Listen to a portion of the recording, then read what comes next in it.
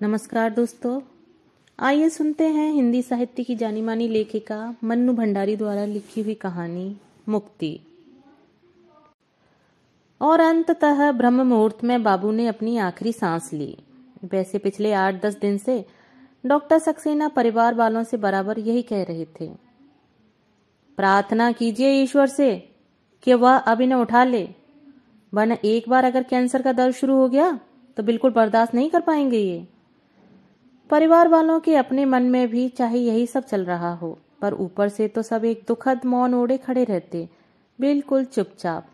तब सबको आश्वस्त करते हुए डॉक्टर सक्सेना फिर कह उठते, वैसे भी सोचो तो इससे अधिक सुखद मौत और क्या हो सकती है भला। चारों बच्चे सेटल नहीं हो गए, कितना ध्यान भी रखते हैं पिता का, वरना आज के जमाने में तो बड़े भाग से मिलता है ऐसा घना गुथा संयुक्त परिवार, जिसके आधे से ज्यादा सदस्य तो इसी शहर में रहते हैं और जो बराबर अपनी ड्यूटी निभाते ही रहे हों। कहीं कोई चूक नहीं, कहीं कोई कमी नहीं। परिवार के लोग चुप। मेरा मन जरूर हुआ कि उन्हीं की बात आगे बढ़ाते हुए इतना और जोर दूं कि कितनों को मिलते हैं आप जैसे डॉक्टर जो इलाज करते करते परिवार के सदस्य ही बन गए, बाबू के तीसरे बेटे। पर कहाँ नहीं गया, मैं भी परिवार वालों के साथ चुप ही खड़ी रही। और सबसे बड़ी बात तो यह है कि कितनों को नसीब होती है ऐसी सेवा करने वाली पत्नी। मैं तो हैरान हूं उनका सेवा भाव देखकर। आखिर उम्र तो उनकी भी ही है, उसके बावजूद पिछले 8 महीनों से उन्होंने न दिन को दिन गिना, न रात को रात, बस लगातार और बिना बाकी पूरा किए ही मुड़कर वे जाने लगते। पता नहीं क्यों मुझे लगता जैसे मुड़ते ही वे अम्मा के इस सेवा भाव के प्रति कहीं नतमस्तक हुए हों। और मैं सोचती कि चलो कम से कम एक आदमी तो है जिसके मन में अम्मा की इस दिन रात की सेवा के प्रति सम्मान है, वरना परिवार वालों ने इस ओर ध्यान देना ही छोड़ दिया है। बस जैसे वो करती हैं कहती हैं, किसी ने इसे उनके फजर के खाते में डाल दिया तो किसी ने उनके स्वभाव के खाते में, तो किसी ने उनकी दिनचर्या के खाते में। सबके ध्यान के केंद्र में रहे तो केवल बीमार बाबू। स्वाभाविक भी था, बीमारी भी तो क्या थी, एक तरह से मौत का पैगाम। हाँ, मुझे जरूर यह चिंता सताती रहती थी कि बिना समय पर खाए, बिना पूरी नींद सोए, बिना थोड़ा सा आराम किए जिस तरह अम्मा रात दिन लगी रहती हैं तो कहीं वे भी बीमार न पड़ जाएं, वरना कौन देखभाल कर सकेगा बाबू की इस तरह। बाबू दिन दिन भर एक खास तेल से छाती की मालिश करवाते थे और रात रात भर पैर दबाते थे। मैं सोचती कि बाबू को क्या एक बार भी ख्याल नहीं आता कि अम्मा भी तो थक जाती होंगी, रात में उन्हें भी तो नींद की जरूरत होती होगी, या दिन में समय पर खाने की। पर नहीं, बाबू को इस सब का शायद कभी ख्याल ही नहीं आता था। उनके लिए तो अपनी बीमारी और अपनी तीमारदारी ही सबसे महत्वपूर्ण थी, और इस हालत में अम्मा से सेवा करवाना भी अपना अधिकार समझते थे, और इसी तरह सेवा करना अम्मा का फर्ज। कई बार अम्मा को थोड़ी सी राहत देने के इरादे से मैं ही कहती कि बाबू लाइए मैं मालिश कर देती हूँ, 4 बज रहे हैं, अम्मा खाना खाने चली जाएं। तो बाबू मेरा हाथ झटक कर कहते, रहने दे, नहीं करवानी मुझे मालिश। और इस उत्तर के साथ ही उनके ललाट पर पड़ी सलवटों को देखकर न फिर अम्मा के हाथ रुकते न पैर उठते। उसके बाद तो मैंने भी यह कहना छोड़ ही दिया। 3 महीने पहले बाबू को जब नर्सिंग होम में शिफ्ट किया तो जरूर मैंने थोड़ी राहत की सांस ली। सोचा अब तो उनकी देखभाल का थोड़ा बोझ नर्स भी उठाया करेंगी, अम्मा को थोड़ी राहत तो मिलेगी। पर नहीं, नर्स से तो बाबू केवल दवाई खाते या बीपी चेक करवाते, बाकी की सारी सेवा चाकरी तो अम्मा के ही जिम्मे रही। अम्मा रात दिन बाबू के साथ नर्सिंग होम में ही रहती और मालिश और पैर दबाने का काम भी पहले की तरह ही चलता रहता। हाँ, डॉक्टर सक्सेना की विशेष सिफारिश पर रात में कभी कोई जरूरत पड़ जाए तो अम्मा के साथ रहने के लिए परिवार का कोई ना कोई सदस्य आता रहता।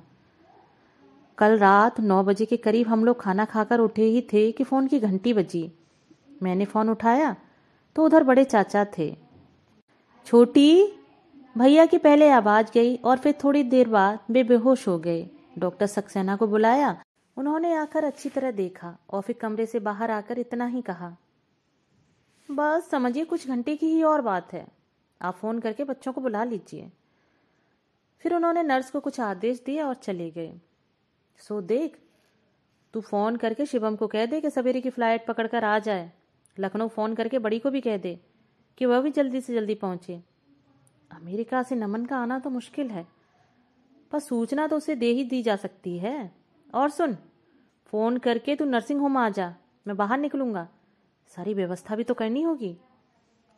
सुना तो मैं ज्यों का त्यों सिर थाम कर बैठ गई। बिना बताए ही रवि जैसे सब कुछ समझ गए। स्नेहा से मेरे कंधे पर हाथ रखकर पूछा, नर्सिंग होम चलना है? मैंने धीरे से गर्दन हिलाकर अपनी स्वीकृति दी तो रवि ने पूछा, क्या कहा चाचा जी ने? क्या? बाबू बेहोश हो गए हैं और डॉक्टर साहब ने अच्छी तरह देखने के बाद कहा कि बस कुछ ही घंटों की बात और है, परिवार वालों को खबर कर दो। यानी कि बाबू अब? और मेरी आवाज़ रुंध गई। रवि ने मेरी पीठ सहलाई। तुम तो हिम्मत रखो, वरना अम्मा को कौन संभालेगा?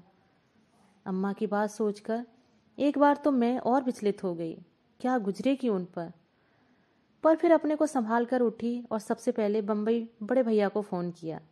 सारी बात सुनकर भी बोले, थैंक गॉड, बिना तकलीफ शुरू हुए ही शांति से जाने की नौबत आ गई। ठीक है, मैं सवेरे ही फ्लाइट लेकर आता हूँ, पर देख, सुषमा तो आ नहीं पाएगी। दोनों बच्चों के बोर्ड के इम्तहान जो हैं, मैं अकेला ही पहुँचता हूँ।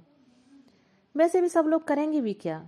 दीदी को फ़ोन किया तो उन्होंने भी इतना ही कहा कि जल्दी से जल्दी आने की कोशिश करती हूँ। इसके आगे पीछे कुछ नहीं कहा, न पूछा। बाबू तो खैर जा ही रहे हैं, अम्मा के बारे में ही कुछ पूछ लेते, पर नहीं, लगा जैसे रस्म अदायगी के लिए आना है, सो आ रहे हैं।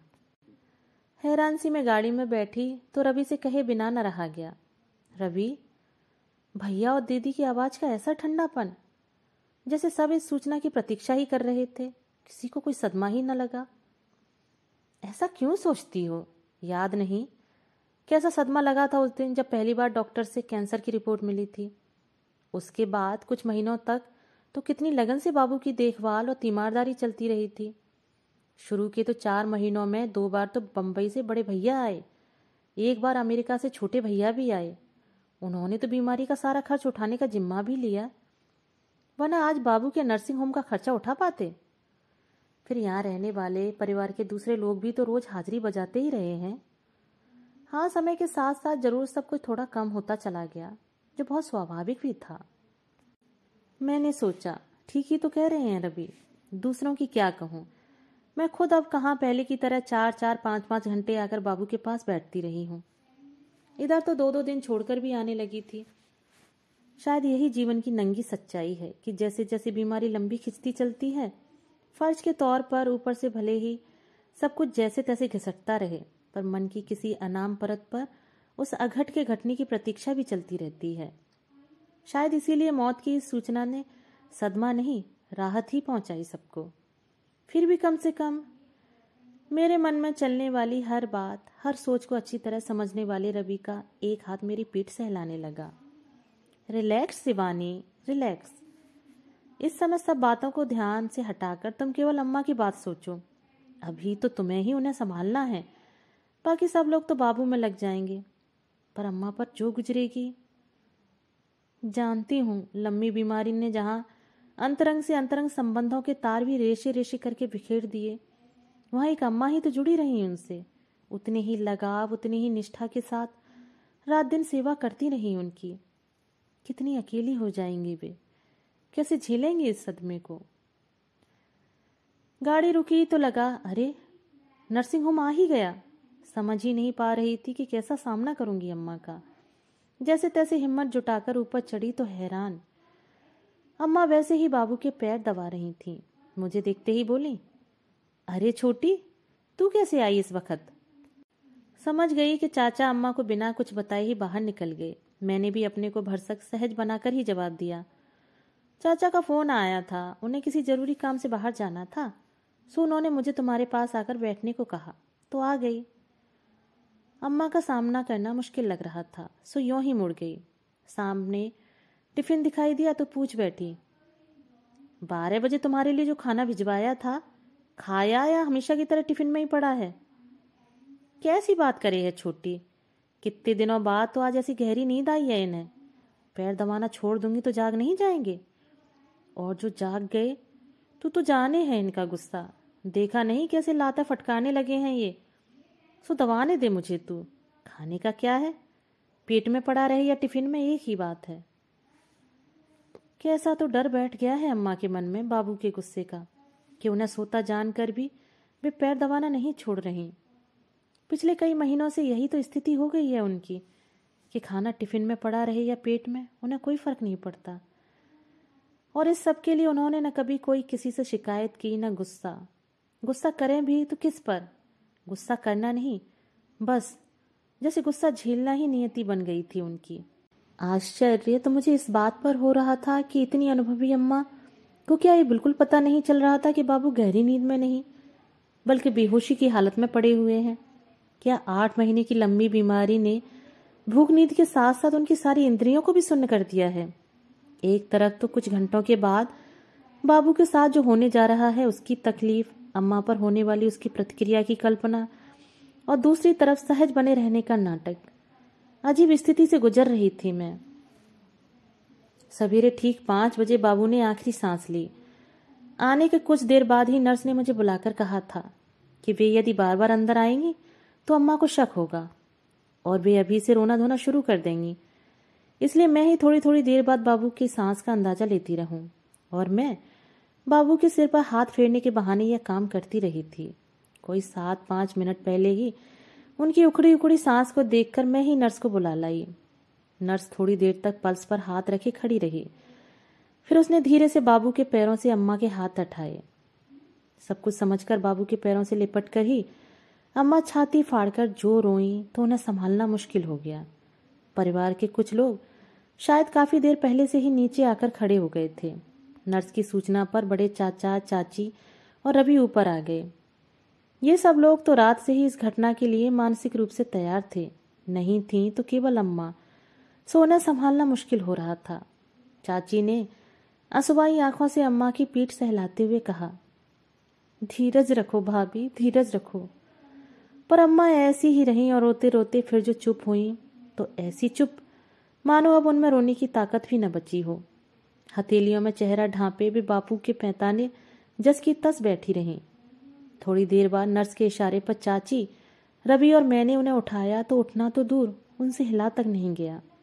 मैं हैरान, अभी कुछ देर पहले ही जो अम्मा पूरे दमखम के साथ बाबू के पैर दबा रही थी उनसे अब हिला तक नहीं जा रहा था।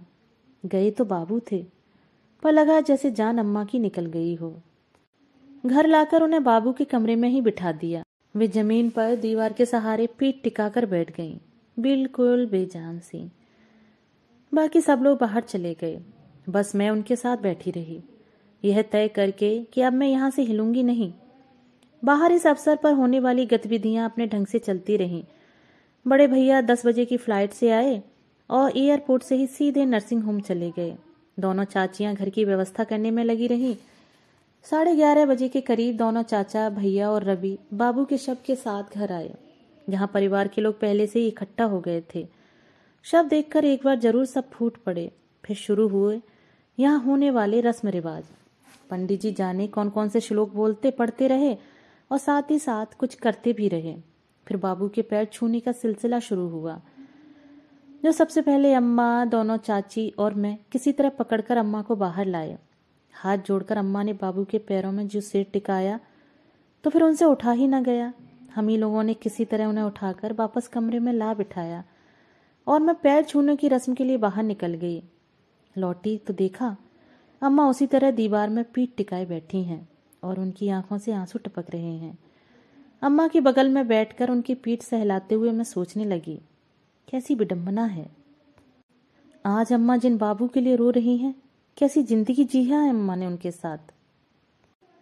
बाबू की हर जरूरत, उनकी छोटी से छोटी इच्छा को भी पूरा करने के लिए सदैव तत्पर। जरा सी चूक होने पर उनके क्रोध के भय से थर थर कांपती अम्मा के जाने कितने दृश्य मेरी आंखों के आगे गुजर गए और मैं रो पड़ी। पर इस समय यह रोना बाबू के लिए नहीं, अम्मा के लिए था। मेरा मन हो रहा था कि अम्मा किसी तरह थोड़ी देर सो लें, पर अम्मा तो लेटने तक को तैयार नहीं थी। शाम 5 बजे के करीब सब लोग लौटे, नहाना धोना हुआ, तब बड़े भैया अम्मा के पास आकर बैठे। सबसे पहले उन्होंने हाथ जोड़कर ऐसी शांत मृत्यु के लिए ईश्वर को धन्यवाद दिया। फिर अम्मा की पीठ सहलाते हुए आश्वासन में लिपटे सांत्वना के कुछ शब्द बिखेरे। फिर हिम्मत और धीरज रखने के लिए आदेश देते रहे। वे और भी जाने क्या कुछ बोलते रहे, पर अम्मा बिल्कुल चुप। उनसे तो जैसे अब न रोया जा रहा है न कुछ बोला जा रहा है।